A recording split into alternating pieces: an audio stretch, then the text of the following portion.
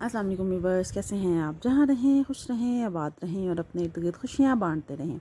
हमेशा की तरह इस छोटी सी दुआ के साथ आज मैं आपके साथ शेयर करने जा रही हूँ बहुत स्पेशल रेसिपीज़। जी, आज मैं आपके साथ शेयर करूँगी फ्रोज़न रेसिपीज़ कि हम किस तरह से चीज़ें बनाकर उनको फ्रीज़ कर सकते हैं और बाद में उनको ईज़िली जस्ट निकाल के फ्राई करके यूज़ कर सकते हैं। तो चीज़ें तो आपने देख ली होंगी। तो चलें जी, शुरू करते हैं आज की रेसिपी, जिसके लिए मैंने 1.5 kg 1.5 किलो मैंने चिकन, बोनलेस चिकन लिया है।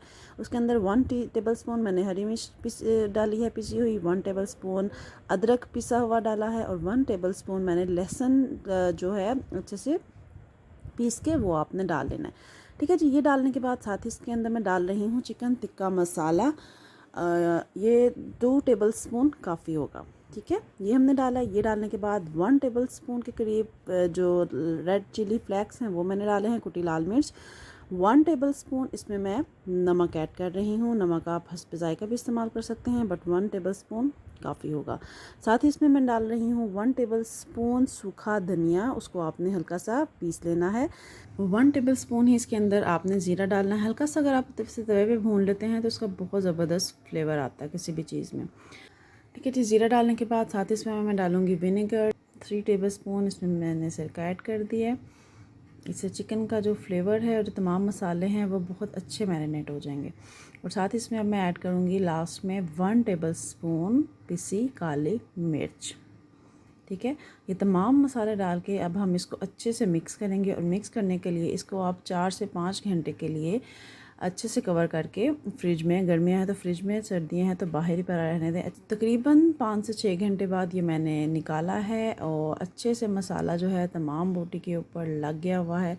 अब हम इसमें ऐड करेंगे पकोड़ा मिक्सचर। अब जब आपने पकोड़ों के लिए मिक्सचर बनाना है तो वो आप इसके अंदर भी ऐड कर सकते हैं। मीन्स के चिकन में ही आप बेसन डालें, जो चीज़ें आपने डालनी हैं डाल दें। बट अगर हम अलहदा से डालते हैं तो उसमें हमें क्वांटिटी का अंदाज़ा हो जाता है कि किस तरह से हमने क्वांटिटी लेनी है, और फिर कम ज़्यादा वो हम बाद में चिकन के अंदर भी ऐड कर सकते हैं।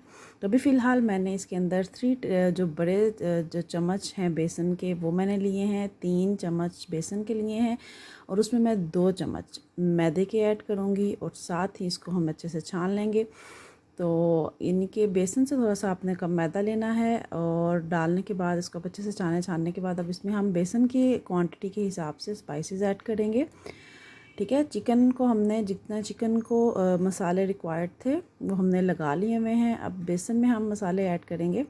इसके अंदर मैं मज़ीद 1 टीस्पून कुटी लाल मिर्च डालूँगी।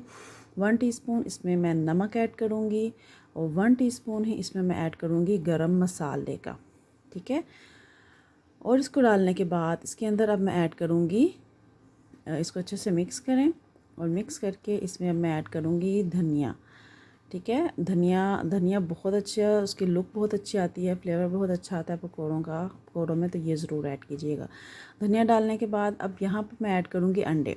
अच्छा, अंडों से रिलेटेड जो मुझे अक्सर यानी कि अक्सर रेसिपीज़ जो मैंने देखी थी और देखती हूँ कि सीखने का अमल इंसान का हमेशा जारी रहता है। तो मैं भी अभी सीख भी रही हूँ साथ साथ, और डेफ़िनेटली कोशिश करती हूँ कि जो चीज़ें मैं सीखती हूँ, जो एक्सपीरियंस करती हूँ, वो आपके साथ भी शेयर करूँ।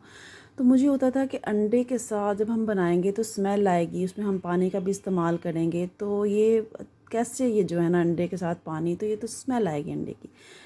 बट यकीन करें कि मेरा एक्सपेरिमेंट्स करने का, तो मैं हर जो भी काम करती हूँ ना उसमें मैंने एक्सपेरिमेंट्स ज़रूर करने होते हैं। डिफरेंट तरह के एक्सपेरिमेंट्स करती रहती हूँ मैं कुकिंग में। तो ये भी ऐसा ही है कि जब मैंने इनके अक्सर जब मैं पकोड़े बनाऊँ तो डिफरेंट तरीके से बनाती रहती हूँ। तो यहाँ पर भी मैं आपको बताऊँ कि ये अंडों के साथ मैंने बहुत दफ़ा ट्राई किए हैं और अंडे डाल के मज़ीद पानी का इस्तेमाल, अंडे और पानी का जब हम मिक्सचर बनाते हैं तो यकीन करें बिल्कुल भी इसमें अंडे की कोई स्मेल, जर्दी की कोई स्मेल बिल्कुल भी आपको फ़ील नहीं होगी। मैं एक चीज़ यहाँ पर क्लियर करना चाहूँगी कि जब भी मैं आपके साथ कोई भी रेसिपी शेयर करती हूँ ना तो वो बहुत से एक्सपेरिमेंट्स के बाद शेयर करती हूँ, क्योंकि मैं नहीं कहूँगी कि मैं एक्सपर्ट हूँ। मैंने जो कुछ सीखा है अपने तजर्बात से, अपने एक्सपेरिमेंट कर कर के सीखा है। मेरी टीचर, मेरी मामा, बहुत से लोग हैं। तो ये आपको मैं बेफिक्र हो जाएं कि अगर आप पकौड़ों के अंदर अंडों का, या हम इसके अंदर मटेरियल में अंडों का इस्तेमाल करते हैं और उसके अंदर मज़ीद पानी डाल के जब इसको हम मिक्सचर बनाते हैं तो बिल्कुल भी इसकी कोई स्मेल नहीं आएगी, अंडे की बिल्कुल स्मेल नहीं आएगी। बट अंडे के साथ फ्लेवर बहुत ज़बरदस्त सॉफ्ट से बहुत मज़े के आपके पकौड़ों का जो मटेरियल है ये बनेगा, चिपका रहेगा, उतरेगा नहीं पकौड़ों से। ठीक है, वो तकरीबन हाफ़ कप के करीब मैंने मज़ीद बेसन ऐड किया है और बेसन ऐड करने के बाद इसमें मज़ीद पानी डाल के इसको अच्छे से हम मिक्सचर एक बना लेंगे और मिक्स करके तमाम ऐसा होगा कि जिसमें हमारा पूरा चिकन अच्छे से मैरिनेट होके अच्छे से हमारा पकौड़ों का मिक्सचर रेडी हो जाएगा। ठीक है जी, पानी आपने ज़्यादा नहीं ऐड करना, हल्का सा पानी डाल के आप मिक्स करें। उसके मुताबिक आप जितना आपको पानी रिक्वायर्ड है उसके मुताबिक थोड़ा सा डालें, उसको मिक्स करें और फिर उसको अच्छे से मिक्स करने के बाद फिर आप चेक करें कि अगर आपको पानी की ज़रूरत है तो ऐड करें, अदरवाइज़ उसको अच्छे से मिक्स करें। तो एक्सपेरिमेंट्स करें, डिफरेंट तरीके से बनाएं, डिफरेंट जो रेसिपीज़ हैं उनको फॉलो करें, डिफरेंट रेसिपीज़ से बनाएं और थोड़ी सी चेंजिंग के साथ हमारी जो रेसिपी है उसका टेस्ट चेंज हो जाता है, उसकी लुक चेंज हो जाती है। ठीक है, गरम ऑयल में आप इसको ऐड करेंगे, मीडियम हीट पे आप इसे पकाएंगे और पकाने के बाद आपने इसको फुल फ्राई नहीं करना, मींस कि आपने इसको जो हल्का सा कह लें कि अगर जो पकोड़े हैं अगर आपने उसी टाइम यूज़ करने हैं तो उसको आप पकने के लिए 11 से 12 मिनट्स लगेंगे। ठीक है, पकने में पूरे जो पकोड़ा है चिकन पकोड़ा इसे बनने में 11 से 12 मिनट लेगा आपका मीडियम हीट पर। बट अगर आपने ये फ्रीज़ करने हैं तो आप इसको 6 से 7 मिनट के लिए आप इसको फ्राई करेंगे और फ्राई करने के बाद इसको आप निकालेंगे, ठंडा करेंगे और फ्रीज़ कर लेंगे। ठीक है, इसमें आपने फुल कुक नहीं करने, क्योंकि जब हम दोबारा से फ्रीज़ किए हुए निकालेंगे तो तब भी हमें इसको मज़ीद फ्राई करना है, तो वो फिर बहुत ज़्यादा उनका डार्क कलर हो जाएगा और वो अच्छा नहीं लगेगा।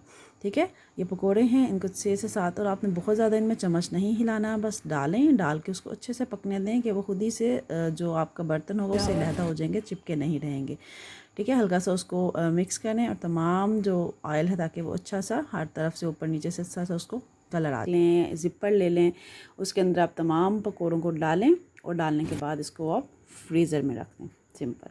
ठीक है जी, ये देखें तमाम पकौड़े मैंने ज़िपर में डाल दिए हैं। डालने के बाद इसको मैं फ्रीज़ कर दूंगी और ये हमारे फ्रोज़न पकौड़े जो हैं इनको रेडी हैं। जस्ट अब हम निकालेंगे और फ्राई करके दिखाऊंगी मैं आपको कि ये फ्रीज़ होने के बाद फ्राई करके कैसी लुक आती है। जी, आज की रेसिपी मेरी रेडी है। उम्मीद करती हूँ कि आपको अच्छी लगी होगी। आपको क्या अच्छा लगा, क्या बुरा लगा, ज़रूर कमेंट में बताइएगा। और अगर आप मेरे साथ कोई टिप शेयर करना चाहते हैं तो ज़रूर शेयर कीजिए। उम्मीद है मुझे उससे बहुत कुछ सीखने को मिलेगा, क्योंकि सीखने का अमल इंसान का हमेशा जारी रहता है।